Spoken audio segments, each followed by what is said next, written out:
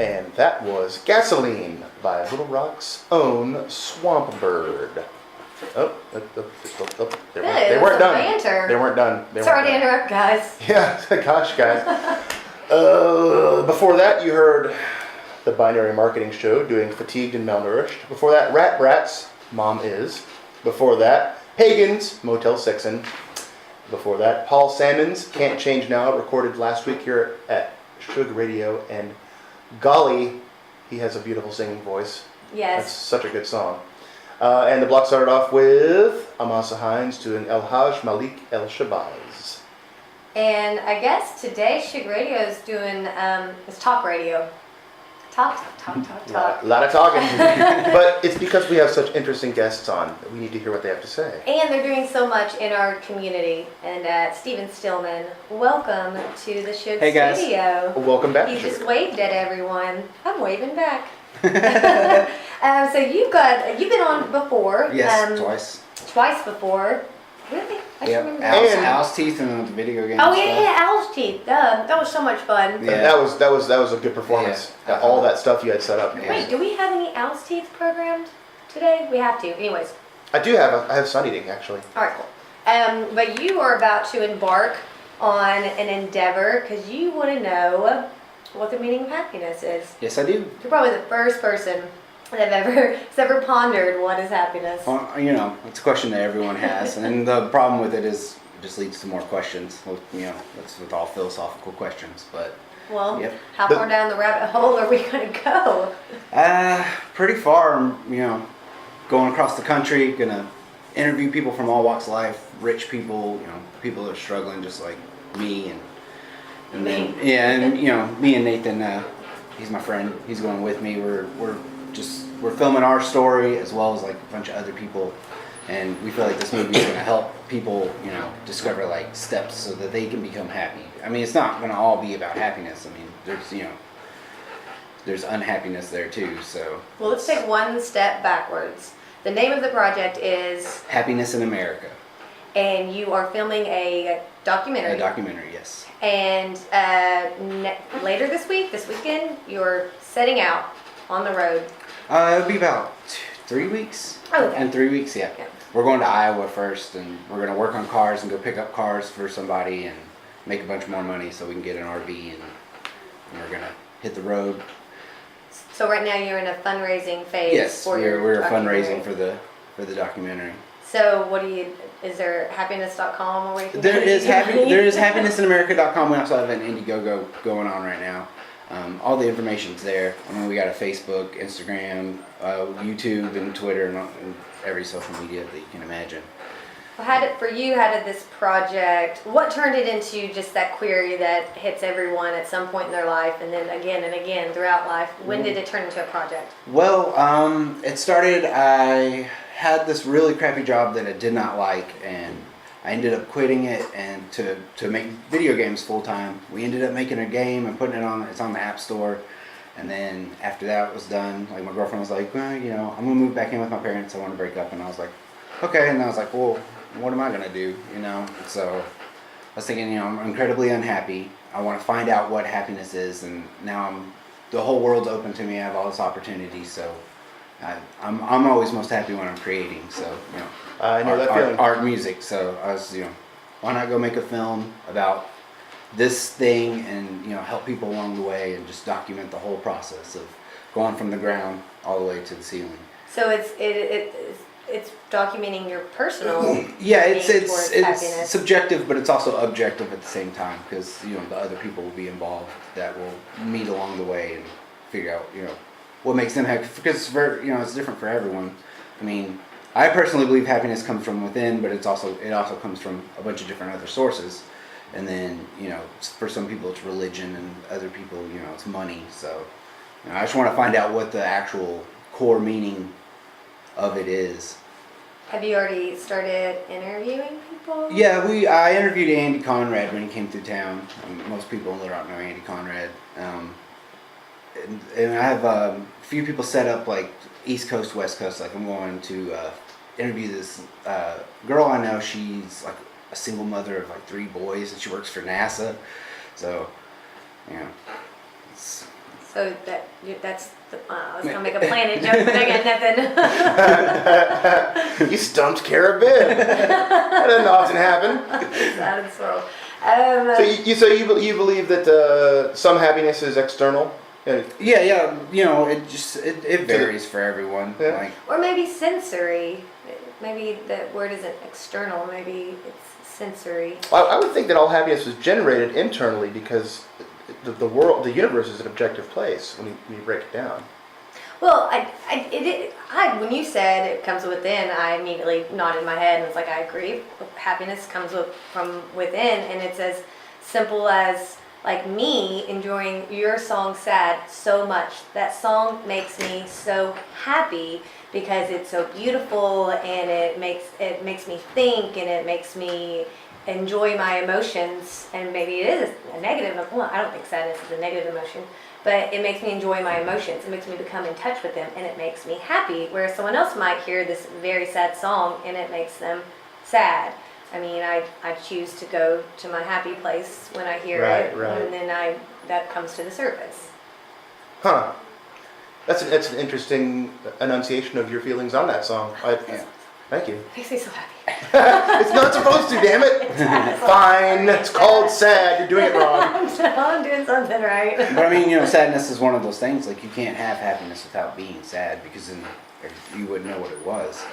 Well, one of the most interesting times in my life was right before I turned 25. I just went into this emotional and mental place where I was so happy all of the time. I walked around in a bubble. Nothing could bring me down. Saw the bright side of everything, and my emotional tool belt was just unbridled joy. That was it. That was the only tool I was working with, and it was working at the time. And then one of the lowest points of my life happened. I lost my dad unexpectedly, and when I got to that, when that happened, I went through the grieving process, and then afterwards, I realized I didn't know how to utilize sadness. I didn't know how to utilize regret. I didn't know how to utilize even like fear or anger.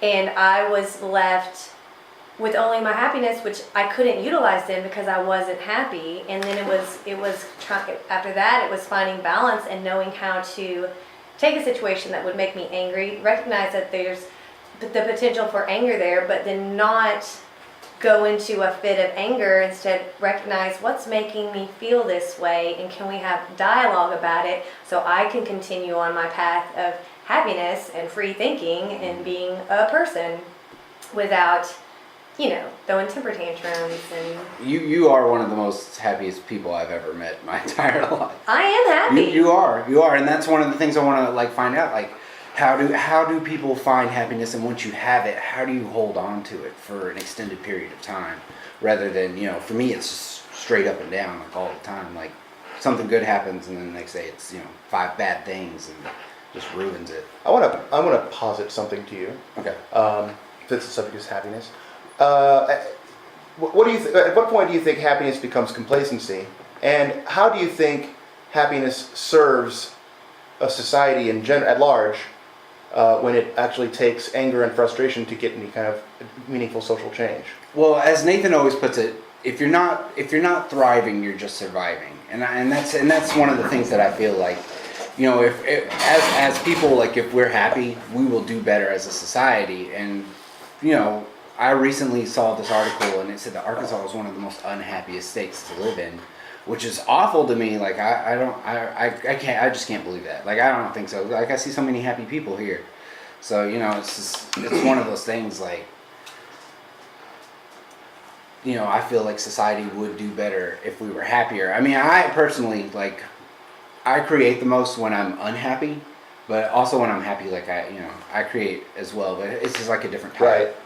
Well, that's individual happiness, though. But social happiness, do you think it serves us at all?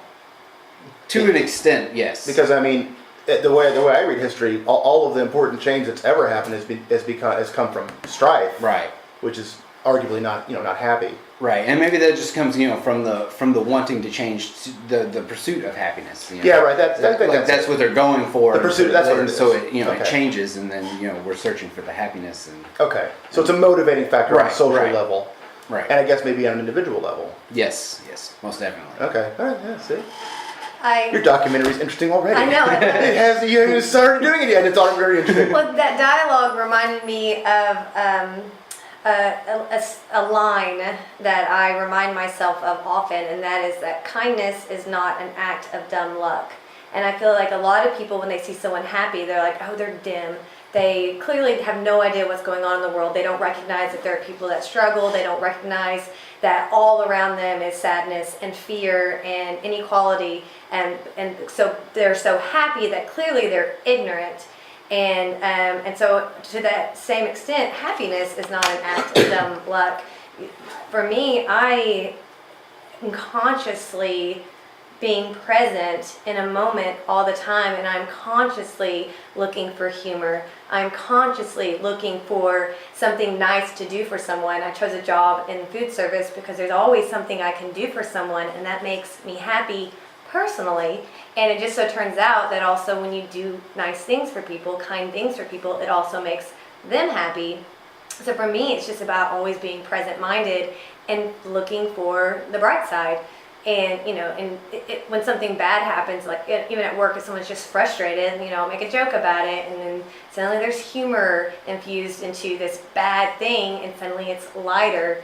I don't know. Is it lighter for you or for that person? It becomes lighter for everyone, and every once in a while, I'll say something, and they'll just be like, no, it's not the time, Kara, like that, not in the mood. And it's like, all right, you have your moment. I'll go over here. I'll try not to laugh so loud next time, because clearly you're not enjoying me right now. I will say your personality, your bubbly personality, it is contagious. Yeah, it definitely. My default emotional response to almost everything is I just want to destroy it.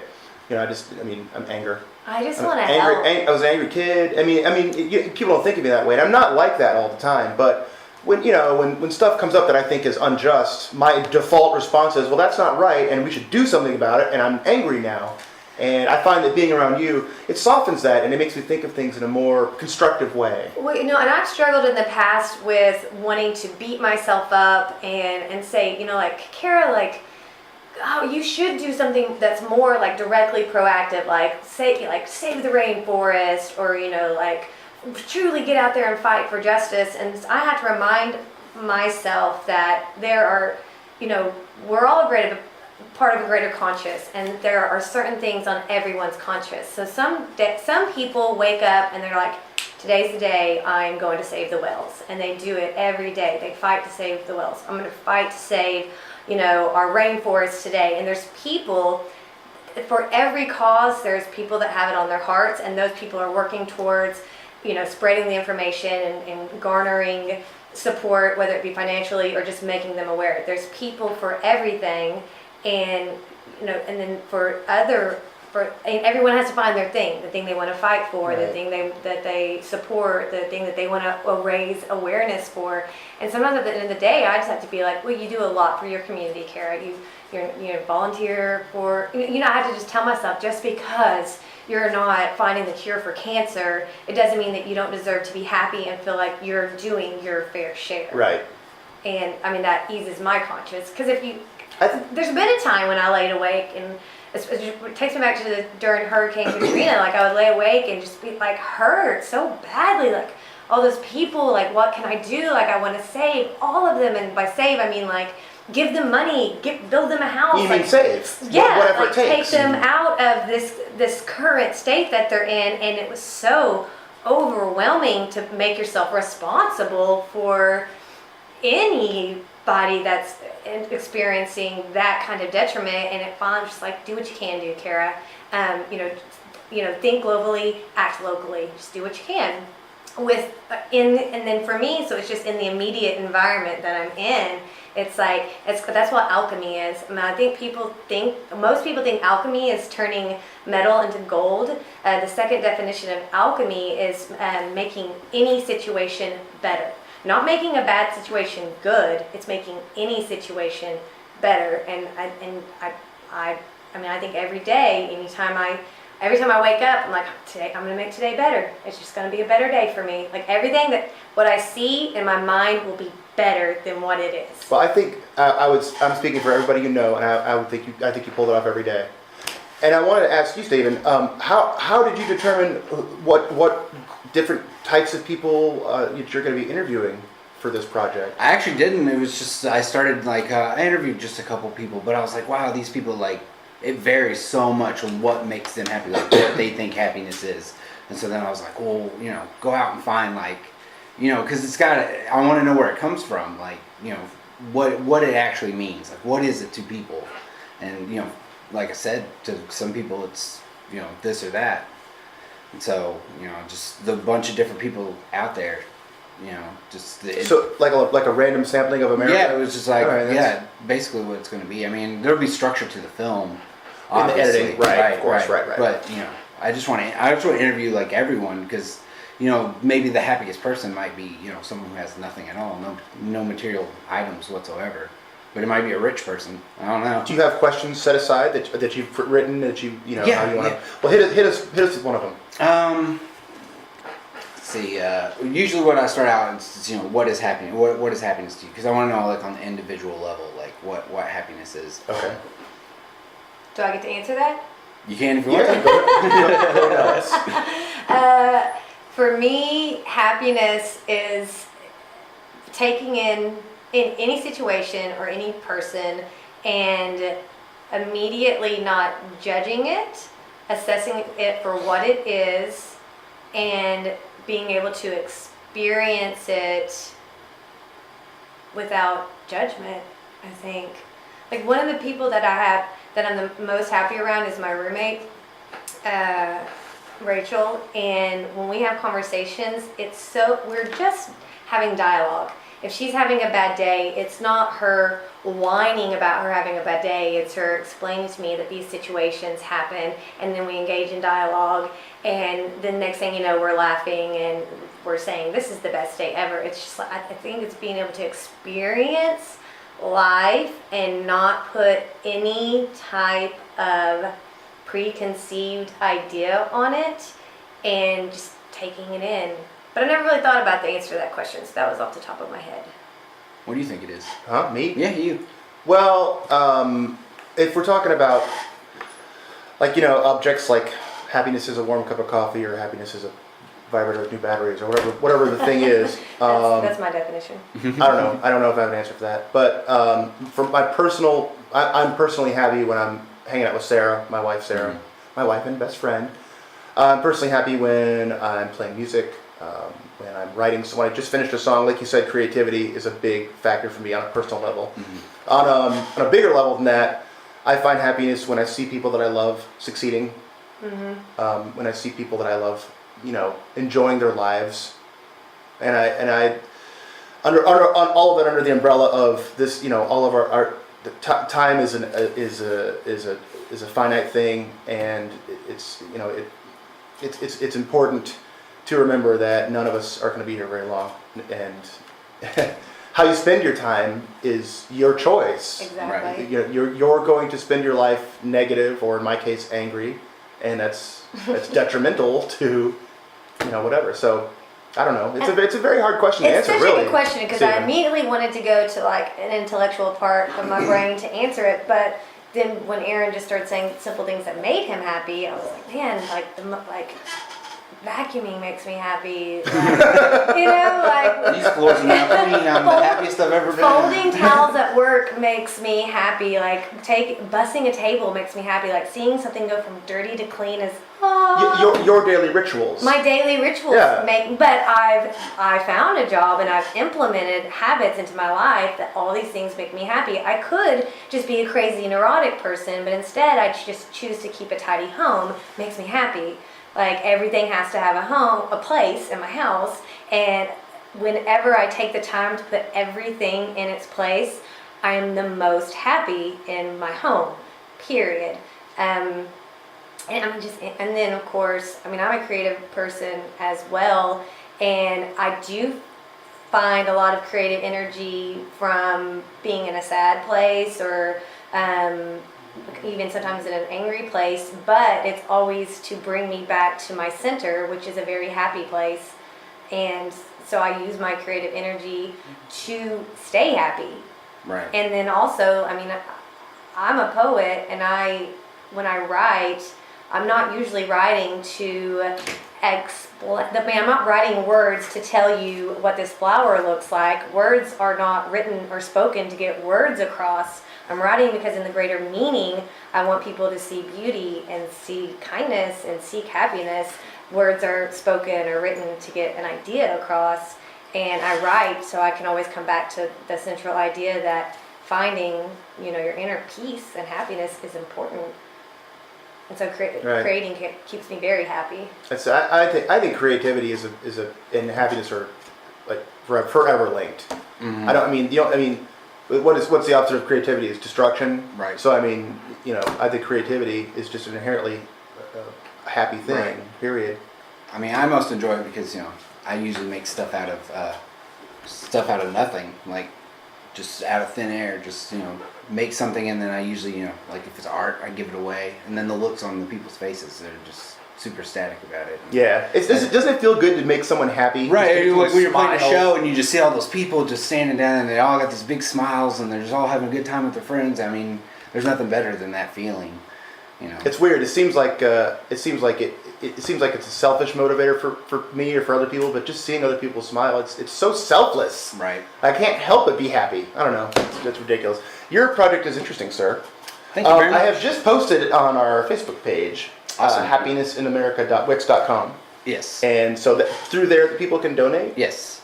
Okay. Yes, they can go there, and then there's links to the Indiegogo. We also have a Redbubble store, which has like iPhone, like phone cases, Android, iPhone. There's you can get pillows. There's like tote bags and stuff. You can get a tote bag with my face on it. Yes. I want a tote bag with your face on it. Oh my god. Totes want one. Sorry. There's I need a sound effect that means I'm blowing you up. You make awful puns. There's t-shirts. Yeah, there's t-shirts and stuff. Pun bomb. I think this is awesome. I Right. definitely encourage everyone to get online and just put a little bit of gas in these guys' tanks so they can see that you're going to see this project to its fruition. Yeah, no matter what. regardless of whether I get the money. I mean, me and him have to hitchhike our way and film it, couch surfing the whole time. I'm making this film, like no matter what. Like I'm gonna go and make. I love that film. determination. Yeah, I mean, nothing's gonna stop me from making this. Good. Something that I was talking to Aaron about earlier when we were discussing you coming in is it would be really cool if Shoog Radio could put their heads together with some local musicians and pull some songs out of our catalog to help you, maybe just for the set list for on the road, but also maybe in your film. And it's just an idea. Right. We're also gonna have a YouTube series, a weekly YouTube series about because we're gonna be filming for a whole entire year. There's gonna be so much footage, and I want people to get to see like what we're actually going through the whole time. So having that music will keep me from having to write. So musicians, if you've got some happy songs and you might want them on. What is the name of the film again? Happiness in America. Happiness And they don't have to be America. happy songs. I mean, we're going to be going through some rough times too. So, all kinds of music. If you, just want to give it to us, royalty free, like there'll be exposure and whatnot. We'll, blast you wherever on all our social medias. So. Right away we thought of Keep on Clapping by Frown Power, as it were. I know. That's a good place to start. Well, and I also The Future Feels Fine by Isaac Alexander. That's good. That's a good one. But I mean, I could start. But these are literal titles that literally deal yeah. with happiness. It doesn't have to be that Arkansas musicians. If you guys want to have your music possibly featured in Steven's film, go to shoogradio.com. We're looking for a soundtrack. Yeah, or you can email me at happinessinamerica@gmail.com. That's good. Send me your tracks. This is cool. I'm so excited. Thanks for coming out and talking about it. That's awesome. Thanks, Your guys. projects are always great. Yeah, I know they're always, For all from Social Bot till right now. I've liked everything making video you've done. games, whatever. Do it all. I like it all. And speaking of it all, we have a song by Mr. Steven Stillman. This is Owls. Well, it's band Owl's Teeth, which I guess is no more. Yeah. Since I'm leaving, I can't keep up with that. Making. But you'll come back and make one. Yeah, I'll be coming back. And Social Bot's still going on. Like I do that from my computer. So. All right, do it. Good. All right. This is Owl's Teeth doing Sun Eating. Thank you very much for coming in, my friend. Thank you. Get happy. Right?